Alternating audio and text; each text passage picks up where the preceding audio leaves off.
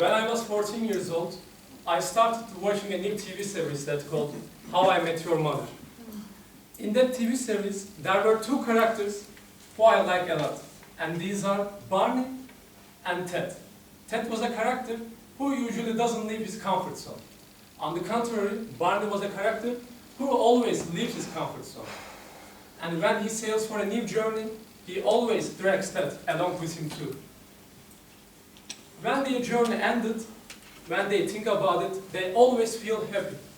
This is a thing that why I like them a lot. Many years passed, and I turned 18 years old. And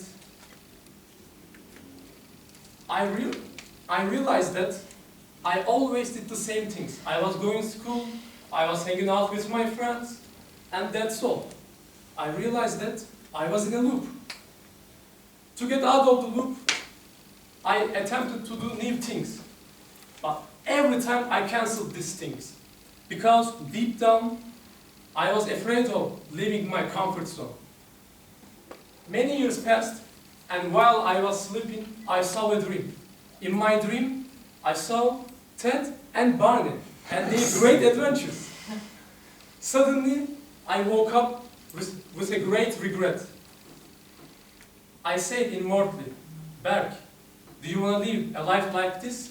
Or do you want to live a life that you would like to live in it to the fullest? Then immediately I called one of my best friends and we talked about it. At the end, we decided to buy a flight ticket to go to Odessa to get out of our comfort zone. We bought our ticket, went there. When we arrived at our hostel, we met a guy whose name is Tim. While we were talking with him, I was really surprised because Tim was a treasure hunter. How could one be a treasure hunter in this time and age?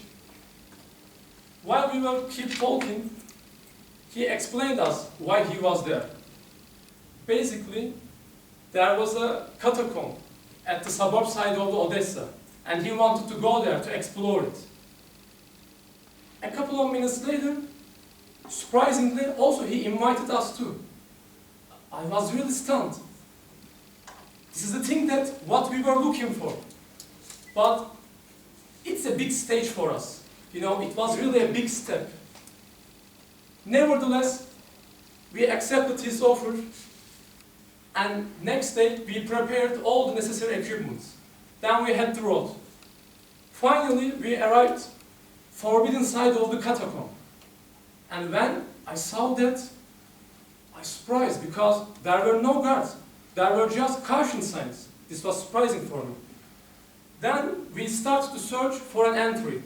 Finally, we found one, but there is a huge problem about it. It was a hole as big as this, and it was totally covered with insects. Unfortunately, there was nothing to do. Therefore, we crawled it and entered the catacomb. Suddenly, we froze a lot because inside of the catacomb was really so cold. But thanks to Tim, we were already prepared this kind of things. That's why we put on our sweater, then took out our lanterns and turned them on. While we were walking, suddenly Tim fished out a red string spoon out of his backpack, and he started unwinding it.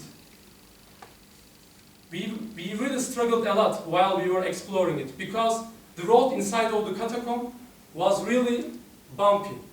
Sometimes we were climbing down or crawling in somewhere. And a couple of minutes later, we ran into a lot of skeletons, small graveyards, and drawings on the wall. A couple of hours later, the red string spool came to end. Therefore, we returned and got out of the catacomb.